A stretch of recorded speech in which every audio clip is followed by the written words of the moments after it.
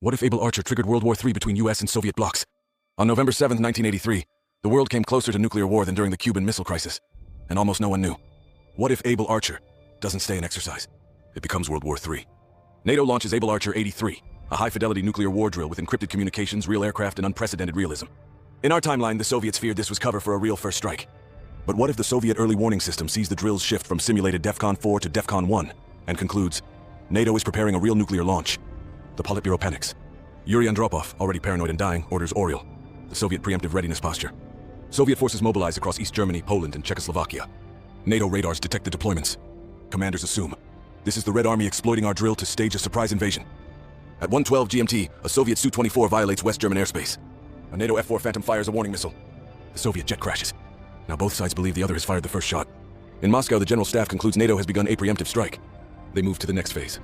Launch conventional strikes before NATO can go nuclear. Soviet missiles rain down on West German air bases. Ramstein, Bitburg, Spangdahlem. Hundreds of NATO aircraft destroyed on the ground. There's no going back. With air dominance established, the Soviets activate War Plan 7, the rapid invasion of West Germany. Thousands of T-64 and T-72 tanks surge through the Fulda Gap. NATO's plan to hold for 72 hours collapses in 18 hours. British and American ground forces are encircled. Paris and London issue evacuation orders for government officials. NATO commanders plead with Washington. We need tactical nuclear release authority. The president authorizes 3 tactical nuclear strikes on advancing Soviet tank armies near Kassel and Frankfurt. Small warheads, 1 to 5 kilotons. The battlefield disappears in white light. Moscow responds instantly. Soviet theater commanders launch 40 nuclear strikes on NATO positions from Belgium to Denmark. Warsaw Pact loses half its own troops from fallout, but the front stalls. This is now a nuclear war, contained only for minutes. NATO satellites detect Soviet ICBMs fueling in their silos. The US Strategic Air Command believes a full launch is imminent. Washington sends the coded go signal. Execute PSYOP 1. Full nuclear retaliation. Moscow's early warning systems detect the US launch and respond with everything they have.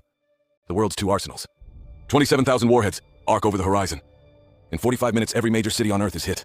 Human civilization ends over a misunderstanding during a military exercise. For more what-if scenarios, subscribe to What If Social.